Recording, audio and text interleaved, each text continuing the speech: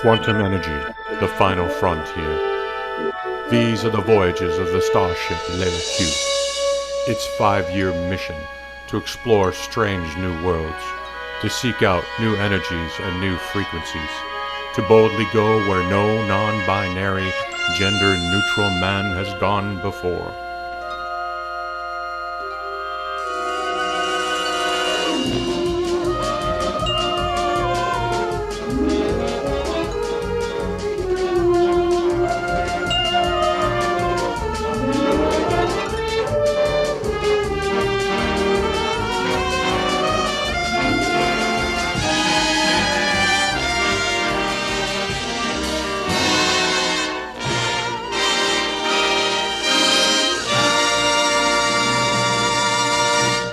Captain, Commander, welcome to the That is podcast. awesome. That is awesome. Amazing. That is fantastic, man. That's hysterical. I'm glad you like it. Well, you started working with NASA, and this all kind of fit into the science of quantum energy. So, hey, I thought I'd just give it a little bit of a different twist than your regular interviews. Well, you're off to a good start. Great. Well, I'm glad you like that. So, hey, let's just jump in. Everybody, this is the third year we've done this video where we discuss the science of quantum energy and really approaching it. And what I'd like to do today is really kind of just approach it with a bridge between mainstream science, academia, understanding of quantum mechanics, etc., and then really what's happening, because I see this as really just a whole new level of discovery about quantum that really hasn't, that's just really coming up now with all of these different studies you guys have been doing. So, hey, thank you very much for coming on the show. What I wanted to do, though, just to let you folks out there listening, is that there's been over 60 studies that have been completed now. There's even more on the way where, there's just been these incredible discoveries about quantum energy from a whole different standpoint. Now, I'm not going to ask Ian and Philip to repeat themselves. This has really been well documented.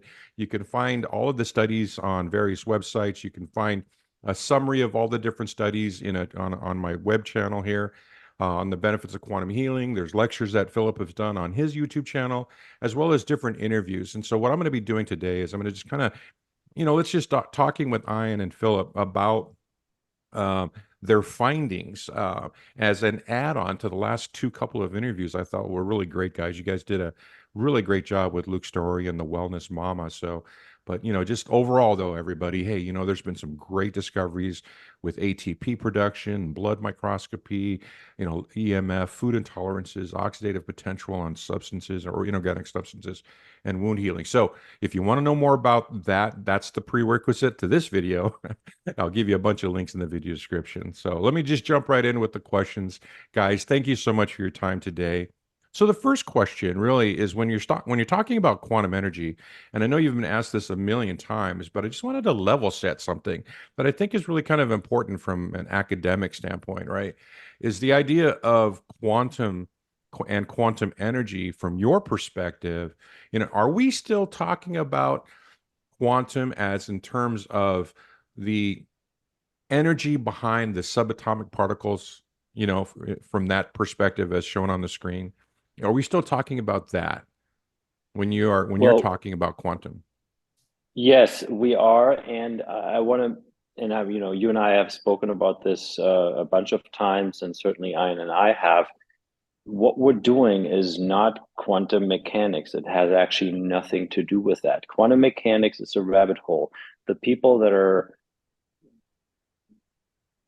dealing with quantum physics, right? There's two layers. Well, there's three layers. There's the one layer of people that hear about quantum physics and they have no clue whatsoever what this even means, right? It's just the random people. Then you have some that just work on it, and they just follow it without even understanding where this comes from. And then you have the people, and it's actually an Einsteinian model, that believe that consciousness can be created out of matter, out of grit. right? And Mhm. that is the actual narrative of quantum physics. And it is absolute BS. Okay. It has nothing to do with the reality because everything is consciousness. And matter always comes out of consciousness. It is not the other way around. It cannot be the other way around, and it will never be the other way around.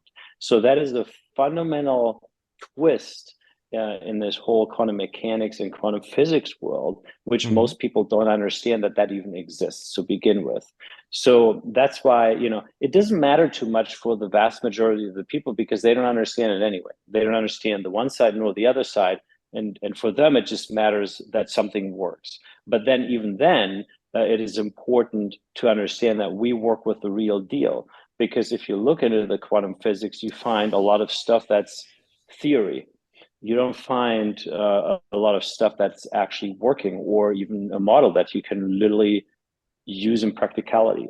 So we work with the real deal. What does that mean? The energy comes out of the ether. We're working with little source energy. That is what we work with. And if someone says, "Well, yeah, you're crazy that you work with source energy," no, we're not crazy at all. We're not claiming that we invented source energy. Of course, then we would be crazy. Source energy has always been there. What we have been able to do is to access that, to find a way on how to access it, to harness it, and to concentrate it. And in that sense, yes, it is the energy behind the matter, but it's literally the energy out of which everything happens, materializes, and exists. And I think that's at least important to make that statement. One thing I might add is that in kind of the normal human way we look at, you know, things from the outside in sometimes. And if you look at medicine and science, it's always taken the approach of truly working from the outside in because we are getting ever increasing degrees of granularity, and we get to go, you know, into more and more and more depth as our technology increases and our ability to assess things experimentally increases, and primarily with different instruments, right? You know, breakthroughs are made in terms of how granular we can be, how detailed can we look at something. You know, an electron microscope, you know, if you gave that to, you know, von Leeuwenhoek, his socks would blow off. You know, it's one of those things. Like, reality works from the outside in a lot of times. You know, people think they're a body first and a consciousness second. So, you know, there's been a lot of study done on what is the seat of consciousness, where in the body is consciousness, and it's never been able to be isolated, and it can't be found. In fact, even a couple weeks ago in the Mensa Bulletin, there was a bit about how they were trying to isolate the source of particular thought, and they couldn't. They weren't able to. Now, can they correlate certain brain regions? Sure, but that's a mechanistic approach after the fact, and it's very often thinking of people as things and not more of a manifestation of the underlying consciousness, which is, you know, exactly what Philip was saying, is consciousness first, material reality second, not the other way around. You aren't conscious because you have a body, you have a body because you're conscious. Okay. So in other words, you guys are sort of kind of laying down the foundation, right, of a new understanding of quantum, being that not to the Einsteinian model. Whereas, Einstein, basically taught all of us that energy can only exist if with matter, moving really quickly, right? That is the definition of energy. But now you've taken it to that lower level below that. It says, hey, no, actually, consciousness creates. Consciousness Yeah, manifests, creates, or how would you describe, like, how does consciousness create that reality? out of consciousness, everything that exists comes from consciousness. You Okay. can say it that way. And how consciousness does that is just, you can't even define that with words. It Yeah. just happens. But there's still highest intelligence behind it, right? Okay. That's definitely something. And we're also not reinventing anything or so. It's just we're just talking about things how they are. Uh-huh. And Nikola Tesla, for example, had the very same understanding that, that, and you know what? So if the ones that have that understanding, those are the ones that actually come up with real inventions, with things that you can really apply, with things that really move the needle.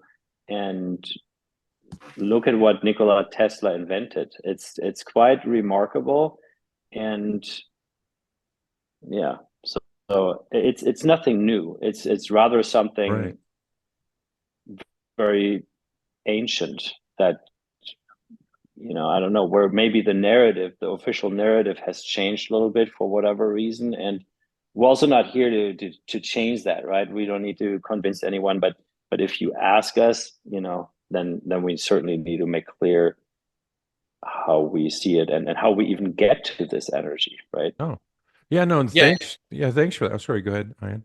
No, I was just going to say, and we're not trying to negate, I mean, quantum theory has given us lots of groovy stuff. Quantum electrodynamics is probably the most accurate theory ever devised in, physical reality. And I mean, there's some really, really great things that guys like Feynman and Einstein have done. And I don't think we're really approaching that. This is a bit different than that. It's not looking at the mechanistic aspects of how particles are moving, or waves that become particles are moving. It's one level below that, the manifestation. And Yeah. truly, I think the for me, kind of, I very much love it when you find an experimental physicist, because those guys are actually testing things to see what the veracity of the claims are, and like, can we prove it? Can it actually work? And sometimes it works and you get really neat predictions, and then you can actually use those to, like, make CD players and use a laser and do all kinds of cool stuff. But then other times, you end up with a bit of a boondoggle where you've got, multi-string theory, and so where you've got guys like Michio Kaku and Roger Penrose kind of in a death match, because they each have different approaches on how things are working, and they can't reach any definitive conclusion. But for me, a lot of the time, it doesn't so much matter. If we can help people biologically by doing something, that's enough of a proof, right? If we can demonstrably show that there is a benefit, great, then we're doing our job. Or at least I'd say that's, I'm doing my job. No, yeah, I think, honestly, do you guys have you come up with a term yet? Because you're doing, this is really a whole new theoretical model of quantum, where it embraces consciousness, and it makes a lot of sense to me. But I'm just wondering, have you come up with a terminology yet for that? Because you actually have your own branch at this point, of understanding how the universe works. I think there have been, like the Hindu Vedas. I mean, they're Yeah. 6,000 plus years old, and if you read some of those things, like the yeah. Shiva Sutras is kind of like the Chilton's manual for how a human is made. I think there are far sharper, far wiser guys in antiquity that actually put a lot of this stuff together. Hence terms that are not shocking, like the atmos, which is literally the equivalent of an atom, and that that's stuff that crept in 6,000 years ago. And when asked where they got that information from, the people who wrote that down, the rishis who were the seers, they just said, they kind of intuited it, or in some cases it was passed on to them from people before them. And I don't know that we're really doing anything that new. I think we're rediscovering technology that has probably been in higher and more frequently and widely used formats thousands of years ago. That's just my hunch, because I see too many things that are peculiar that don't line up with us being the penultimate technological society that the world has ever known. Yeah. No, I get it, because, like that most recent electron microscope picture of entangled protons turns out to be the yin and yang. I mean, that was like, if that's not a wake up call to, hey, man, the ancients knew a lot more than we give them credit for. That was literally amazing. that is such a great. That's perfect. That's perfect. Okay, it's literally straight up a yin yang for entangled photons. Okay, yeah, I'm sure that's just happenstance. Yeah, they just okay, cool. So this is where this is our where we're starting from, folks out there. And so now, one of the things too that you guys did talk about with the Wellness Mama, when she asked you, like, what does charging mean? So I kind of wanted to kind of share with everybody, when you guys talk about charging, I look at it like you're modifying the quantum potential of whatever it is you're charging, whether it's a organic or inorganic substance, but you're actually modifying that quantum potential, which I know in academics, that has a different definition, but it seems to be an applicable term because to me, everything has a quantum potential and it's your consciousness. Is that correct? That how, on how that manifests. Would that be a good way of looking at it? I think so. Yeah. Yeah, I would actually say that yes, that's a very good way of looking at it, and the degree of development of a creature's consciousness dictates how much access to quantum energy they can muster and direct and shift and tweak. God is not an idiot. The universe is not foolish. It does not give toddlers pistols. So Yeah. I think we're kind of a self-limiting function based on how much kindness and love and goodness we sort of muster as individual creatures. I think that's actually the primary gating function in terms of how much access we have to all the things that we can either use for the benefit of other people or to the detriment of other people. Okay, so now in these studies and all of the different studies, there's always this difference between either being, quote, charged, right? Something was charged meant that it was put into the middle of a block, one of the various different blocks. This is an infinity block out there, folks, if you don't know what it is. And also being exposed to the field. Now, I took this toroidal field GIF as an example, and I do have a question, Philip, is this kind of what when let's say people who can see this energy, is this the shape of a field? Because I'm just taking it from nature. I mean, everything in nature is a toroidal field, right? So is this kind of what it looks like? And what's the difference between being in the middle versus in the field outside of the block in terms of, like, because all your studies have different ways people have exposed it, so exposed things. So, but what is the difference, and is there one? Yeah, so it actually we don't see a toroidal field. If we Okay. look at the blocks, it's more a quantum sun that doesn't have like a north or a south where it's here you kind of have that, right? Mm-hmm. So it's more really going out into all directions at the same time, Oh, literally at the okay. very same time, and maybe somewhat close to a toroidal field, but not exactly that way. And yeah, so um, the difference is really, if you think of being in the sun, like literally being in the sun Mm-hmm. versus being here and being in the sunshine. Okay. It's two different things. Okay, that's fascinating. So it's kind of, so would you describe it more as like an arc field? Yes, May I, I think Like, that would may I make take a sense. stab at this? Just for what it's worth, if I had to take a wild guess at this one, I would say if you thought of it more as a cornucopia inverted on the top, so that the small portion were farther away and the larger portion opened up to the top plate, and then exiting at the bottom, just for sake of random direction, you'd have the inverse of that cornucopia folding down, moving away from opposite corners. okay. Just Oh, hypothetical. okay. So like a centripetal and centrifugal vortexes Exactly. And connecting connecting, right? with Okay. proper chirality. Yeah, Okay. exactly. Oh, okay. So that's like Lord Kelvin's atomic vortex theory, sort of, right? Yeah, or Walter Right. Russell's, Okay. or Yeah. Yeah. there have been some that have popped up. I that would be Oh, okay. if I had to just hazard a guess, I would say it would probably be similar to that. And then, as Philip said, radiating from the center of the thing, with the center being the most intense focus outward in all directions from that. Okay. Okay. All right. So everybody, there's going to be a quiz afterwards.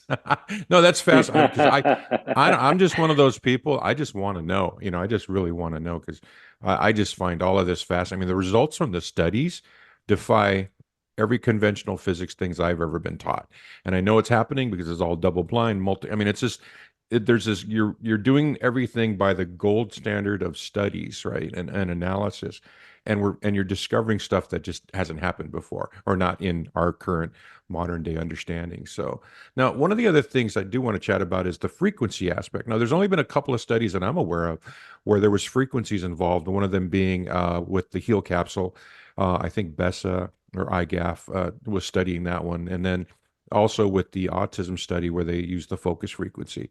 And so when we're talking about frequencies, and several oh, just to add, and multiple beta studies as okay, well in regards to specific frequencies, oh, mentioning for example just the latest ones where they studied the Heal 360 as well as the pain oh management yeah, that's frequencies, but right. there were a lot of others that they also Okay. checked in the past. Oh no, that's great. Thanks for reminding me. I forgot about those two new ones. Okay. So, like I was trying to explain to someone in a Telegram chat group about the concept of frequencies, and I just kind of defaulted to the standard, concept of, in standard physics, right? There's the theory of the quantum memory matrix, and then the concept of quantum imprinting, from one quantum information from one quantum object to another via the matrix. Is that the right explanation, or how do you, like, when it comes to the frequencies themselves, and that are first question, frequencies exist, are they carried by the quantum energy? It's the first question.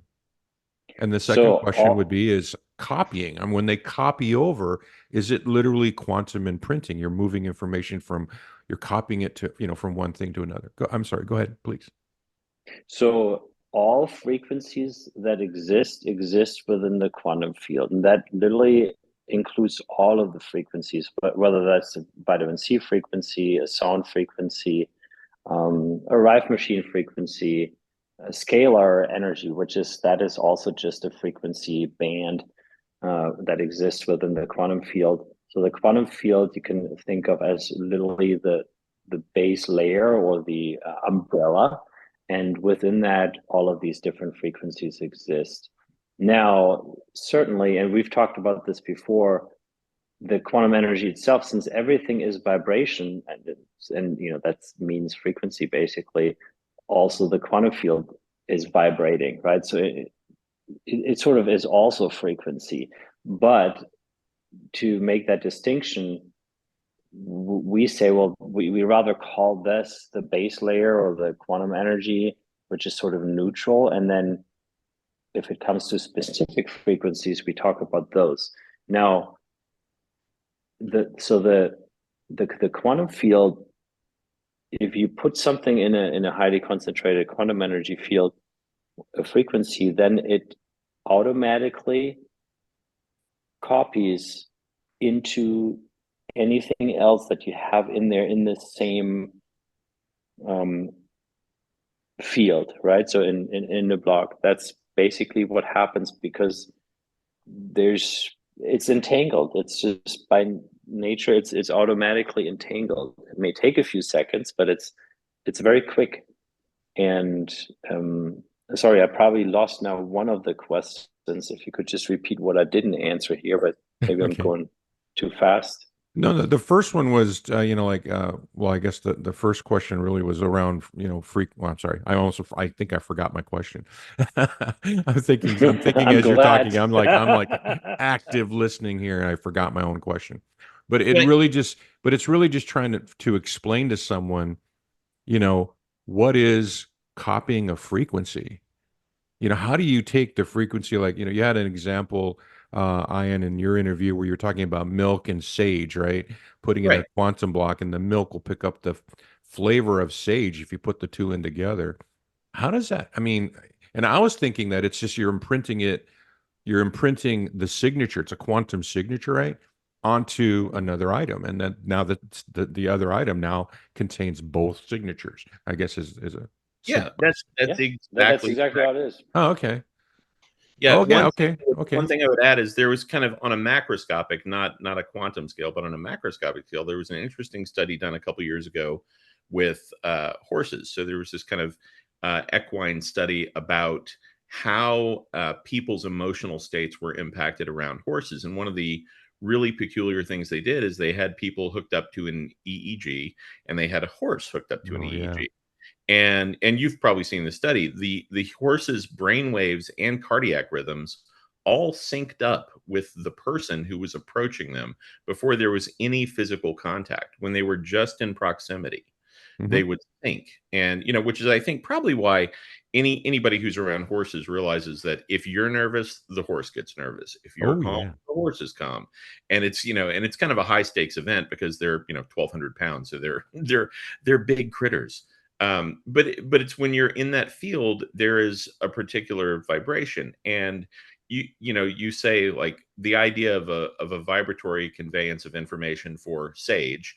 Well, it has a specific field. It's very complex, and there are a lot of different components that go into making something taste like sage. But you can, just for the sake of verbal communication, boil it down to the vibratory frequency. Hmm. Is it a frequency? Yeah, in a sense, but it's also a very complicated, multifaceted frequency. But we know that the same thing applies with ponies, because you can walk up to one and it will, for all intents and purposes, mimic the field of the person. Different thing, Yeah. obviously flavor and emotion, but that's, for all intents and purposes, a person operating at a certain frequency. Yeah, no, you're spot on. I'm actually an old barn dad. Daughter's an equestrian. Spent countless hours of my life around horses, and I've seen it firsthand. And in fact, every equestrian you'll ever talk to, they know exactly what you just said, because the horse will sync up with you. And if you have a bad day, you're gonna have a bad ride. Yeah, Yep. 100%. Yep. Cool. Okay. That makes sense. Now, you did mention quantum entanglement, Philip. So now what I kind of want to understand is, like, you've also quoted in several interviews, the 2022 Nobel Prize for the discovery of or the recognition of quantum Hmm. entanglement, from a academic standpoint.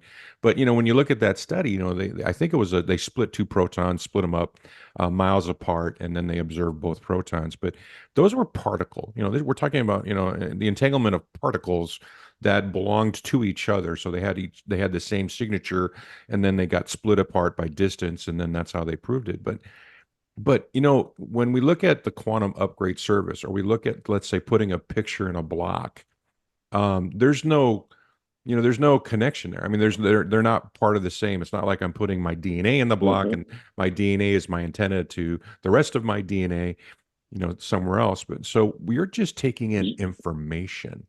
You're just like, Correct. what's your birthday? What's your name? Where do you live? Yep. And then all of a sudden you're entangled. Like, how do you explain that? But that it's not particle based, but it's Yep. still entanglement. What's Brings us to the very first question. And by the way, you could use DNA, as Yeah, you can use a hair, or something, a piece of skin or something, and it would still work. But then we would probably be talking about a particle, even though it still goes back to the energy signature.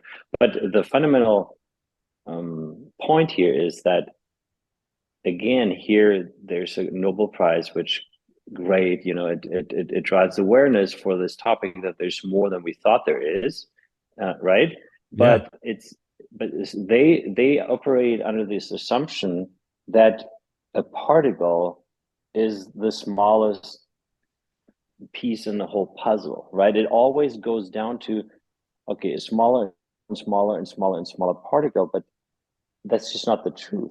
The smallest, and the layer below it is just energy and not a particle. And so the real deal is actually if you can do quantum entanglement with energy, with the energy signature. And yeah, and the end of the day, it may not even matter to most people, right? But it's still, if you think about it, consciousness is the base layer, and it's not just a particle. We're not there isn't just matter. That is so important. And we have just a we just work with the real deal, if that makes sense. So I don't know if they, with whatever they did in their modeling, could ever do this. They probably couldn't do any of this.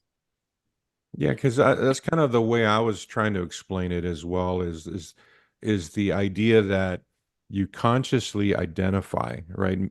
You believe, right? Your consciousness is absorbed by the idea that you are your name. This is your birthday. You do live here, which makes it like, let's say there's three different people with the same name in my town, but each one of us are uniquely different because we know and we consciously accept ourselves as a different entity from the other. But by that identification, just by that self-identification of who I am, that consciousness reaches into the field, and then the information that you have that you're broadcasting that energy from is going to find me in that field because of that consciousness connection. Is that correct? I mean, that's kind of how it works, Yes. right? Yeah, Okay, that's so wild. I indeed. mean, that is so It wild that you truly could put is. a name, you write a name down, and you could put it in a block, and that the energy will find that person somewhere in the world. But Or the do you thing need more is than that, just a name?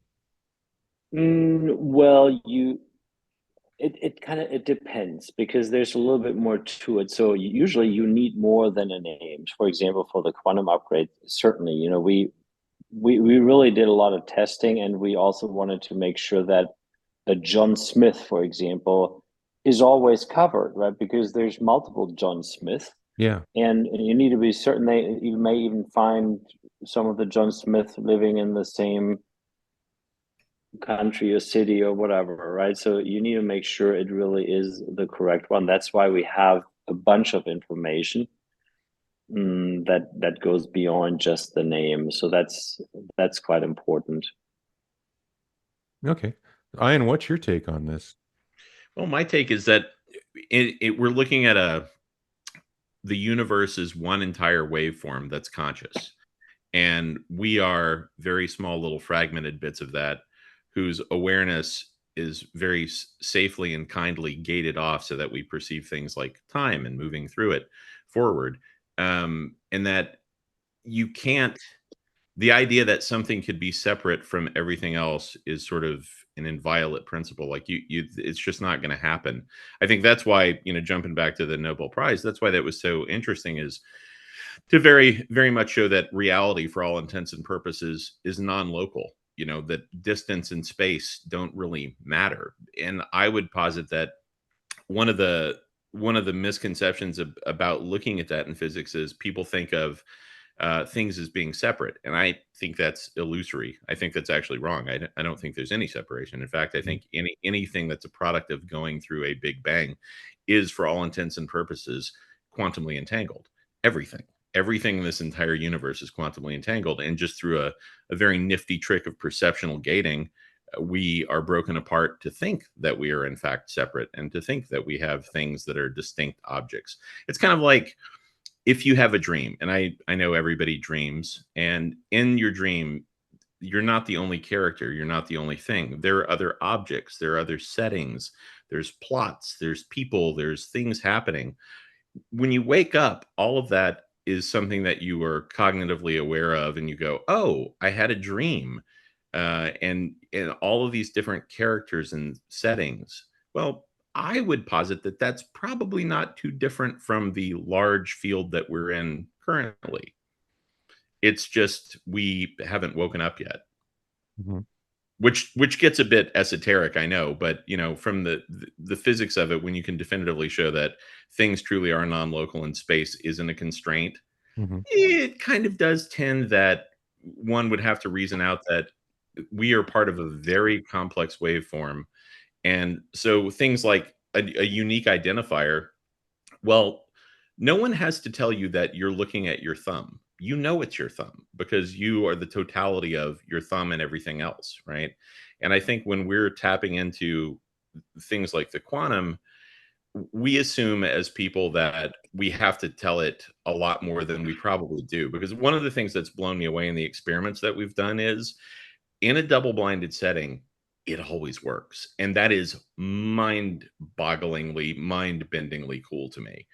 That's the most pronounced thing, and Philip will tell you in the lectures that we did after we got those first rounds of experiments, and that was the data. The thing that I would always end with is just tell people to be kind, because obviously with the data that we were seeing, if you can set up a wave and it propagates freely throughout everything everywhere, just simply be nice. it's going to have an impact. That makes sense. Hey, That, I yeah, did that, have. Oh, go ahead. Sorry. yeah, just I think this is really important what Ian just said, and I wanted to just mention something that in probably 5 to 10 years, we won't have to do a lot of explaining anymore. And I don't know how long it takes, but it's what we're talking about and what we're doing is so natural to our existence, actually, that we will all move into it again. It's just we're moving out of a time where this knowledge, this access, the truth about what and who we really are was widely forgotten, right? And now this is coming to the surface again. And if we're not doing it, someone else is going to do it, and there'll be a lot of other people and a lot of other companies that will do all kinds of stuff that's going to be new. And in 5 to 10 years, we won't have to do a lot of explaining anymore because it'll be just so logical. Actually, right now it's not logical. It's just because it's such a new concept to us, if that makes sense. No, yeah, that makes sense. Absolutely. I'm old enough to remember like when my family got the first color TV in our neighborhood, and everyone would come over and watch it. And everybody was just aghast at, oh my gosh, it's color TV. And then everyone was trying to understand like how did color, you know, how did they make color? It was just, and then now it's like nobody even thinks about stuff like that, nor do they question it. So yeah, Exactly. for Yeah, sure. exactly. Same with the internet, right? So I Uh, remember I was actually involved very, very early in during the internet times, and I was actually in the US, and then I came back to Germany, and they were way behind, right? And for me, it was already clear most everyone is gonna have an email at some point, and all of these different applications, people will have phones where they'll use the internet and all of that. And in Germany, people would tell me, well, that's all crap. Like, what do I need email for? I can write postcards. I can write letters. I don't need that. I will never use that. And people also said, I will never use it for this or for that, and it will never be on the phone. It's way too slow and all of that. And it shows just the limits people have with something like that, because they can't imagine that now that you have access to a certain technology, you'll also have a lot of interesting developments, right? So that it doesn't stay where it's at, if that makes sense. And we're with what we're doing again at the forefront of technology in a way. Now it's a different thing. It's not for communication per se, but it's the same thing. It's just in the beginning, just people don't get it. People even try to avoid it and talk it bad, and no one needs it, and it doesn't work. But then suddenly they realize the value of it, and how cool it is that you can suddenly access that. no, totally, totally cool. So now here, let me ask you guys about the studies, the results of the studies. And I just had this general question because when I was studying the studies and I actually was digging into each one of the things on the right, which are the results of the studies and the results that that are produced when items, different stuff is being exposed to quantum energy. And I looked at each one of these things, and kind of like each one of them is driven. Let's say like wound healing is driven by an increase in ATP, right? As an example. And so I'm just kind of wondering, like, from your perspective, when something has, and I'm just using my terminology right now, when something's modified, like its quantum potential is modified by exposure to quantum energy and frequency, is there a domino effect, and that's what's producing results, or are the results just spontaneously happening because of the exposure? And what I mean by that is, like in your oxidative potential experiment, you're discovering that like basically inorganic substances such as zinc and vitamin C and so forth, they actually are being modified. And because they're being modified, and if it's inside your body, then it triggers other changes, or the cymatic response, like you saw in the Emoto experiments, where there's a cymatic response to the energy. And if you take that and you say, well, if that happens to water in that experiment, then all my intercellular water is also having that cymatic response. And because of that cymatic response, then it's driving other results or just driving other processes. Is that sort of like, what you, I mean, just theoretically, like, like how are these results happening? Is it a one-step process, or is there just a baseline set of things changing, right? This or section here on the left, it does, because those baseline things are changing, it's driving the rest of the results. So is that, I mean, which way do you guys see this as as how results are happening, or is it just consciousness? So what do you think, guys?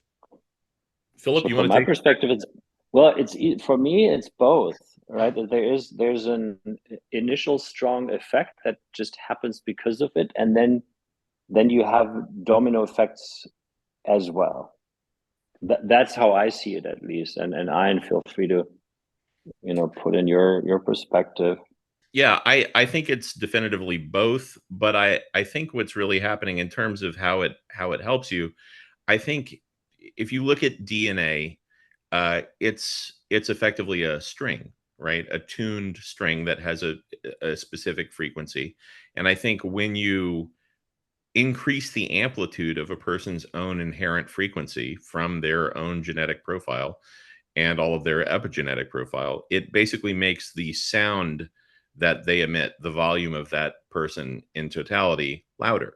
And so all of the things that are detractors start to get muted. You're basically able to increase the signal strength so you up the signal from the noise.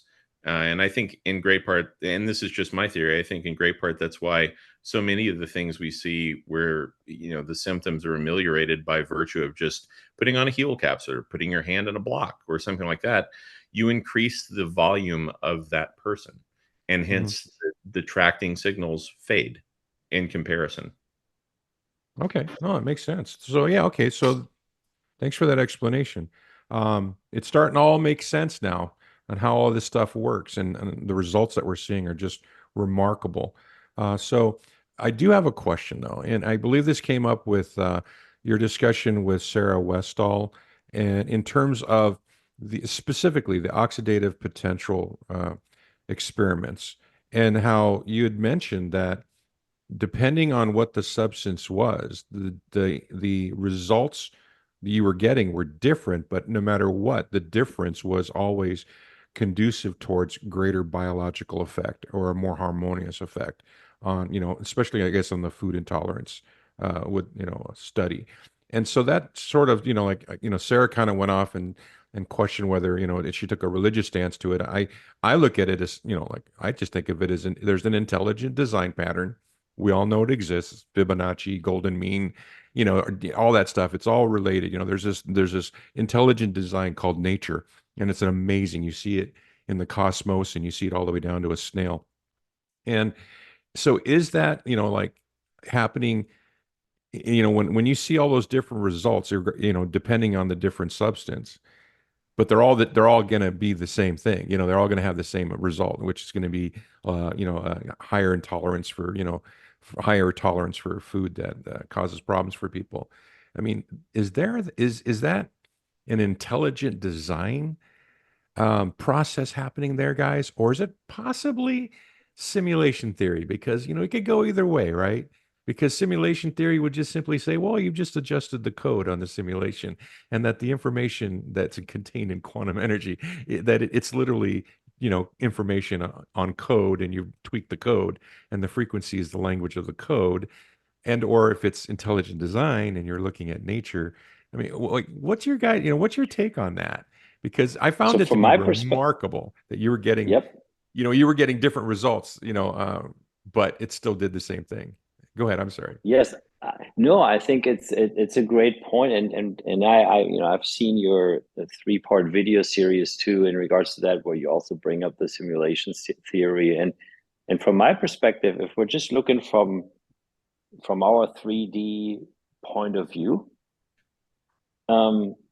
it doesn't really matter whether it's just overall intelligent design or simulation, and you're just basically using a piece of source energy, right, if you will, to promote certain changes, both can be possible from this point of view, if that makes sense, right? It doesn't even, it's, I don't even see it as anything way different. Here, from this perspective, it wouldn't even matter. Yeah, maybe it's a simulation. Yeah, maybe it is not.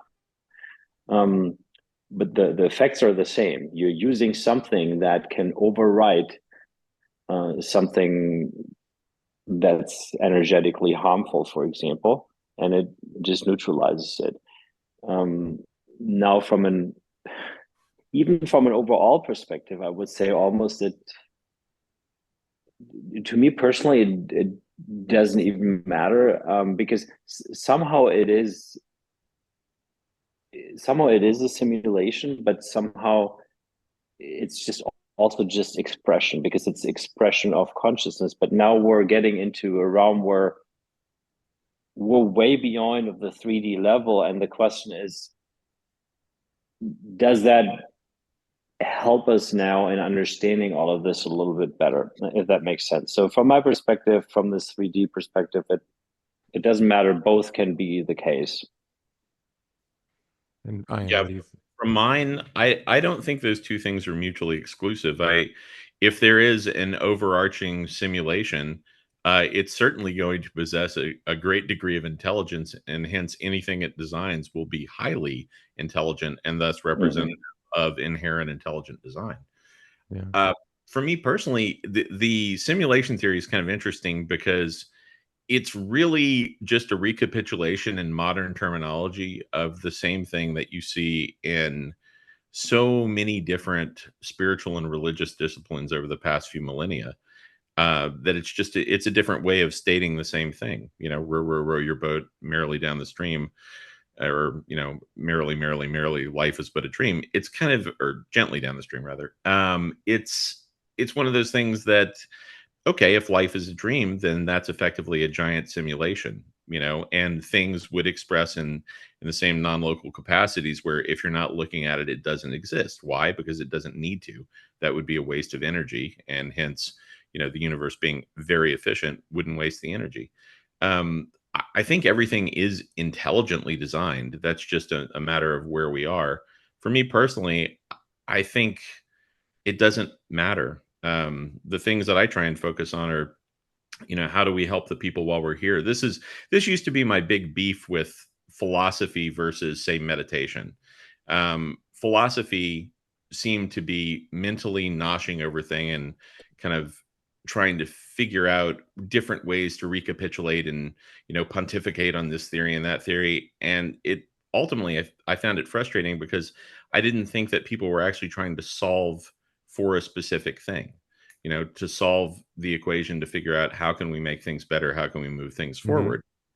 Meditation was kind of agnostic in a lot of ways, but I noticed that there were inherent benefits, and at the end of it, I had an entirely different set of capacities. So I focused more on the practical, tangible aspects of things like meditating and breath work and things to expand my cognitive capacity, in lieu of focusing on philosophical bantering about what is or what might be. It's kind of irrelevant to me. I mean, we're here. I think it's incumbent upon us to help the other people are here and do things in the best capacity possible, because we're 1,000-part machine trying to understand 100 trillion-part machine. Yeah. I don't know that we're really going to be able to grasp everything that's there. Yeah. That's a great way of looking at it. I was trying to kind of address the debate, and I think your perspective is spot on. There's clearly an overarching intelligent design in nature, and all of this quantum energy that you're experiencing and that you guys have brought to the market, and the results that we're seeing from studies. It just seems like every single case, every single study, it just defaults back to this harmonious, intelligent design of nature. And so that every time you're exposed to the energy or the frequency, you're just harmonizing with what should be, which is the perfect state that nature has given us. So, yeah, totally. So I now, think go ahead. just one other thing that's ultimately very important to me. I think also when you look at the world of intelligent design and you see it pervading through everything, I also see a great degree of humor. Anybody who's ever looked at a penguin and doesn't laugh a little bit, Yeah. that's also brilliantly designed too. Flightless waterfowl. It's intrinsically comical. And, that's, if I were building in a universe, it would be a lot like that. Every now and Yeah. then you see something utterly. Yeah, I think they're still trying to debug the code that created the platypus. In Chinese, So the word for and to add to that, so and I love this discussion. So in a way, what we can do and what we can all each individually contribute to our own lives and to the greater perspective is to evolve in our own consciousness, right? And to get deeper and more expanded into who and what we are.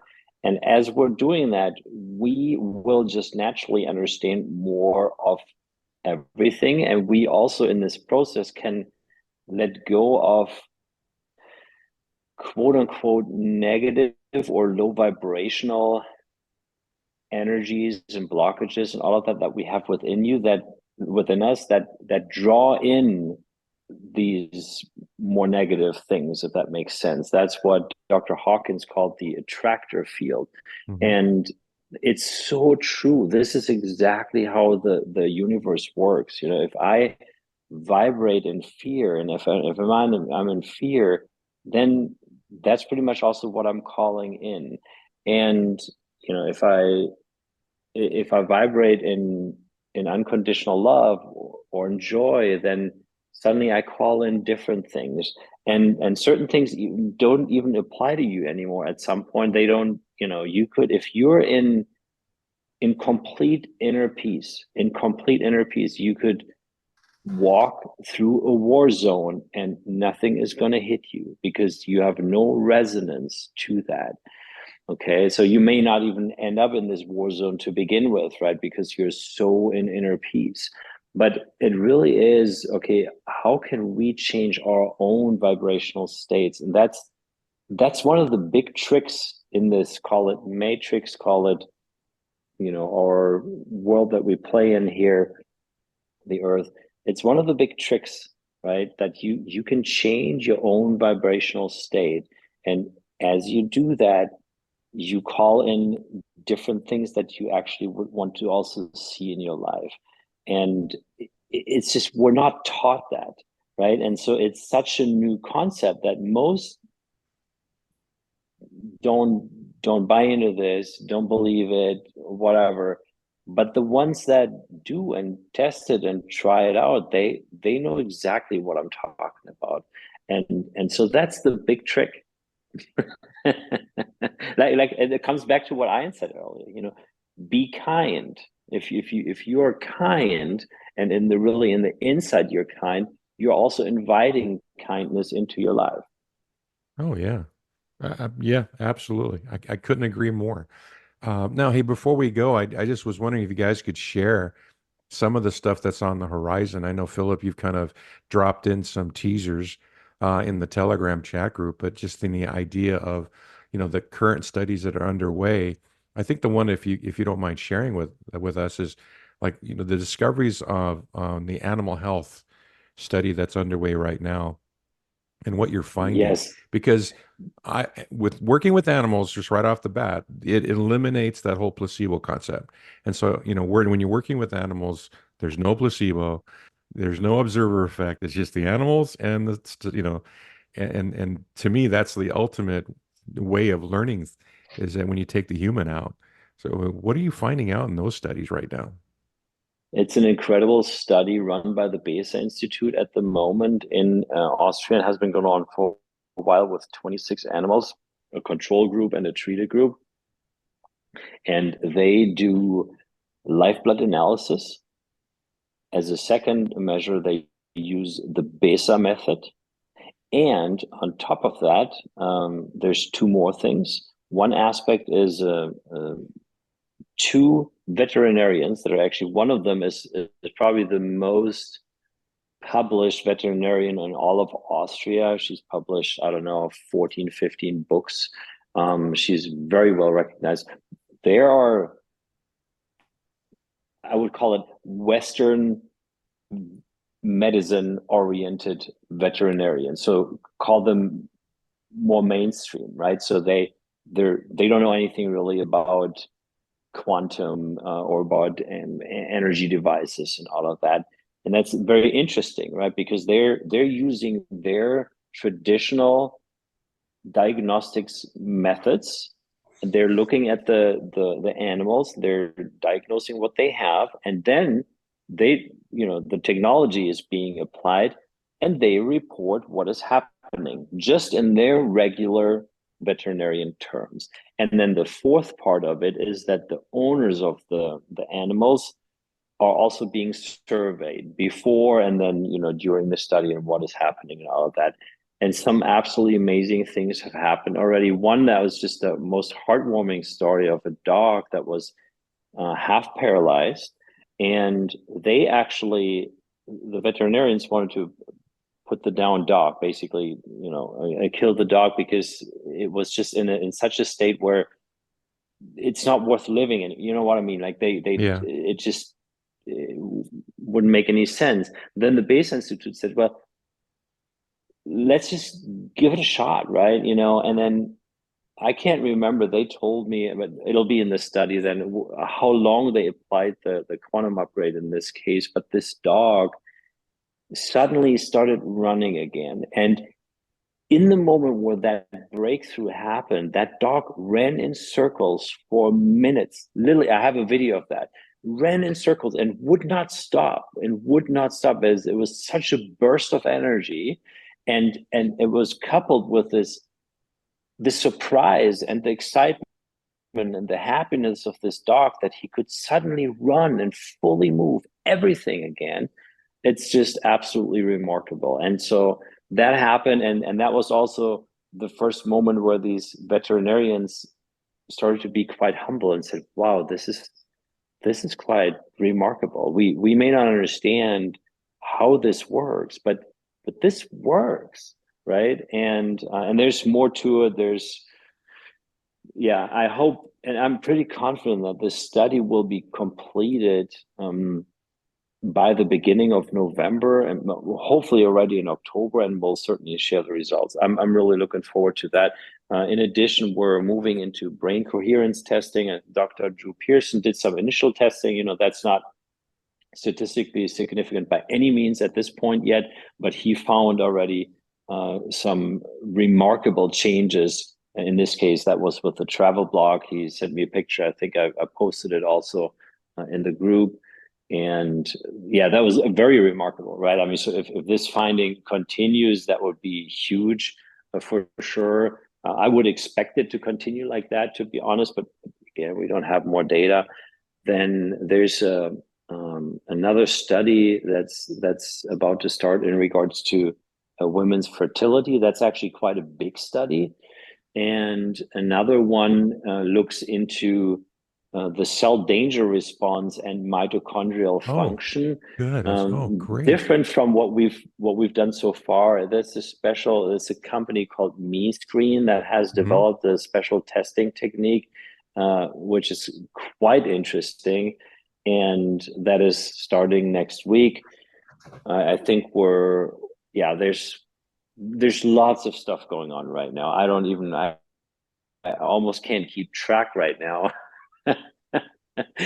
But there's a lot coming.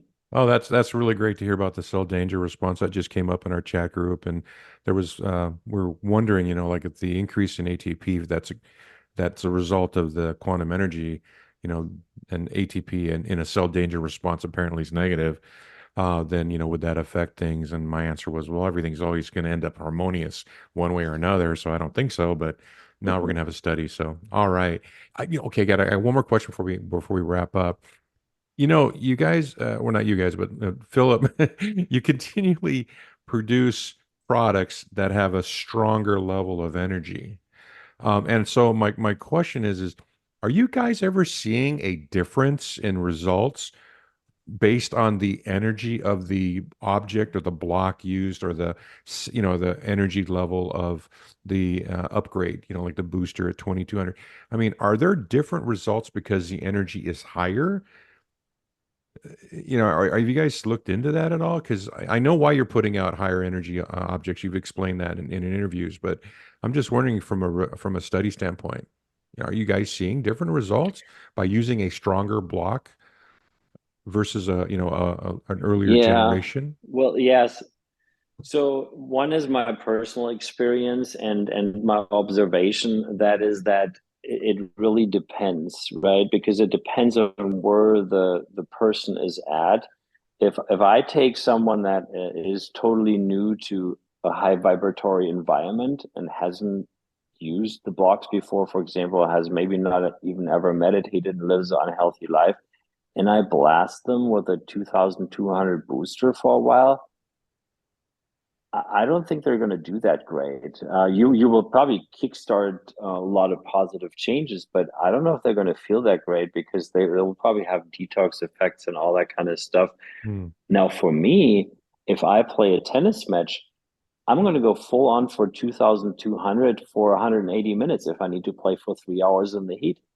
I do that, and I know this helps me a lot more than if I put it on 1,400. I just know it. It just helps me so much more. But I'm also very used to this, and I already vibrate at a quite high level if I don't even set it. So I need these high levels to get a lot extra kick, if that makes sense. Hmm. So in Okay. these studies, it's extremely hard for us to test all these different levels and also even test all these different frequencies because all these studies they're all so complicated, right? Yeah. It's Yeah. not just that you can do it all the time, and it's also not, there's always a lot of time involved, there's money involved and all of that, and we just don't have the bandwidth to test everything. So what we do usually, with a quantum upgrade, we test on certain levels. So I think the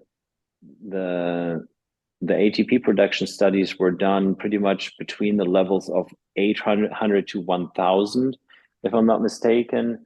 And the wound healing experiments, similarly, maybe they went up to, yeah, I think around that, more or less. And then the Base Institute, I think, I don't know which levels they use, but they document the levels. So it's usually that yeah, I don't think they go to anything higher than 800 with anything where people are involved that haven't done this for a long time. I want to say, by the way, something that I don't know if I've ever said that in an interview, but we wanted to get into some things that we never talked about, and that's so interesting. It speaks also to this whole concept of consciousness. So, we all know that these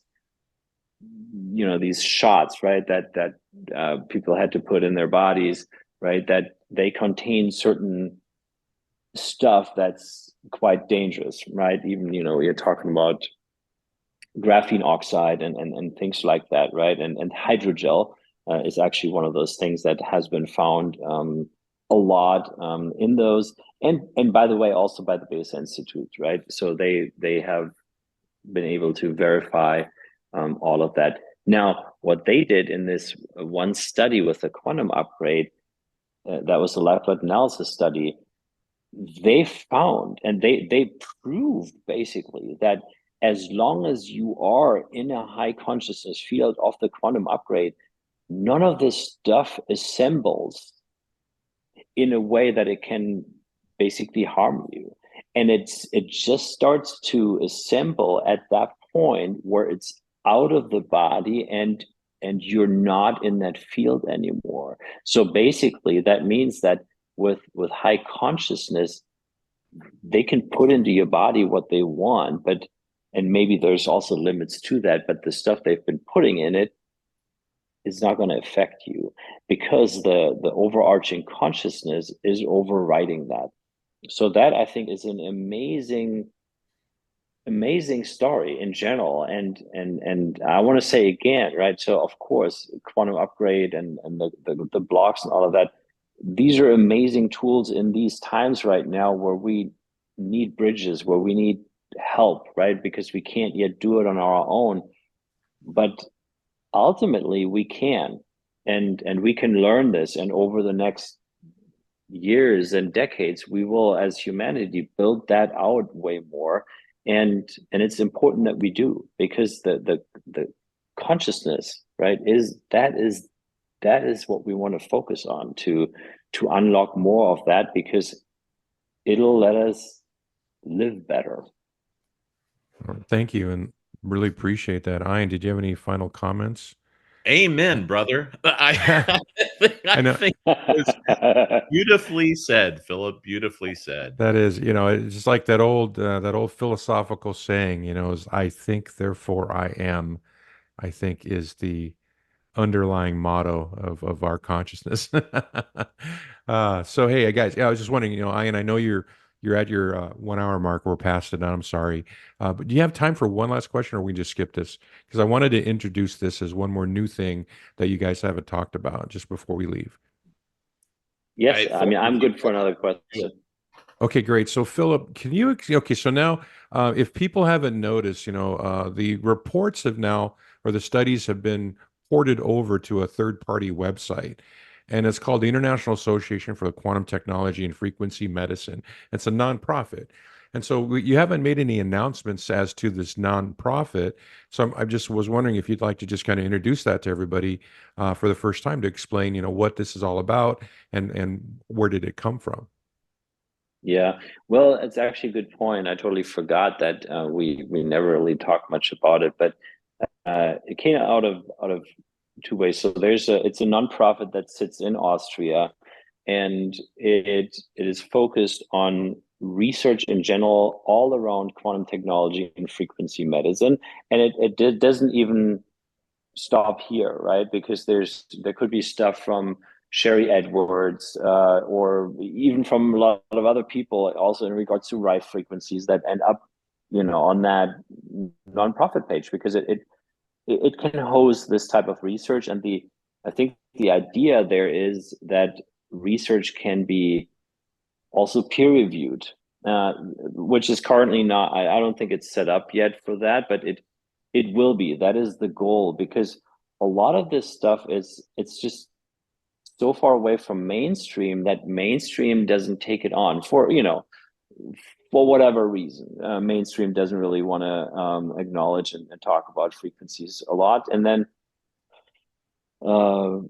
yeah, naturally there's then other platforms that pop up that offer that possibility. So that is just one thing. And then also there is regulation in the US, for example, where the FDA says, okay,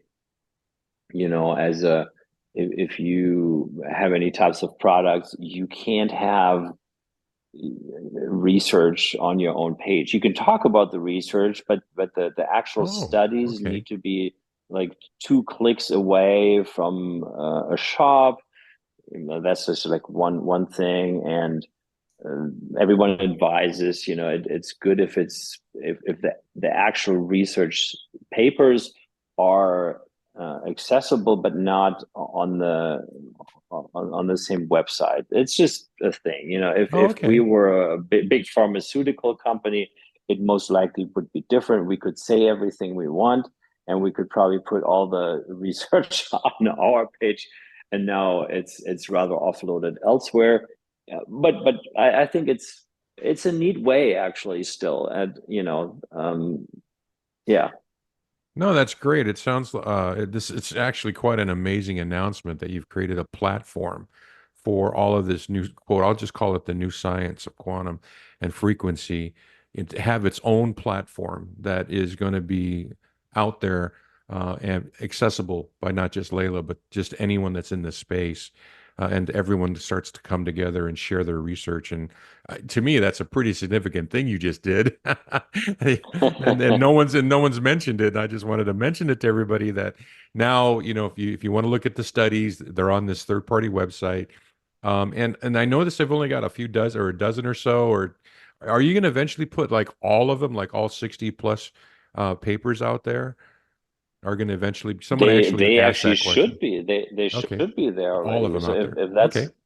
if that's not the case, then I would need to talk to my team that was managing that. But I'm pretty certain that all of it should be there. And Okay. I hope that at some point this year, maybe at the latest in Q1, a peer review process can start. Oh, that's fantastic. Which I think this would be extremely exciting, because even it would be the new way of doing peer reviewed, because it would even really be available, and it would be accessible, it would be public, and yeah, so why not doing it this way? And I'm also Yeah. looking forward to hosting, that there's other research as well that's going to be there, because frankly there's a lot in frequency medicine that's happening, and we don't cover all, and we don't want to cover all, and it's great if there's others out there that also do great things. No, that's fantastic. I mean, you're right. I mean, at the end of the day, this is a whole new science, basically, and now you've got your own platform. I that's just incredible. Uh, Good job there. All right, so the guys, I know you got to run. I want to just say thank you so much for spending a little time with me to Infinity Block and beyond. Captain, Commander, thank you so much for your time. If anyone wants to reach out and have questions for you, where can they find you? I love Ian's hat. I want you to see, like, let's go to the next conference like that.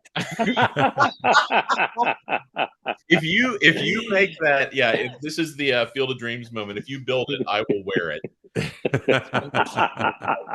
This is amazing. Yeah, people can I mean, Ian, you can speak to yourself, but obviously Wizard Sciences, and you find me on Telegram, and you can reach out to me there if you want. And everything else, I think you have links. People know probably leelaQ.com or quantumupgrade.io. Yeah, I'll be busily making that hat, so I won't be able to answer any questions for the next next little while. Yeah, I was running. I had to create these AI models of both of you, and it was really hard to do you, Ian, because you only got 4 pictures on the entire internet of you, and so I had to go scrub videos. And then, so for whatever reason, the AI came out with Philip being a NASA astronaut, but you came out some kind of weird Flash Gordon. I think that's somewhat appropriate. Fair enough. and it made sense that it's like, oh, okay, I guess this is the intelligent design of the universe telling us something.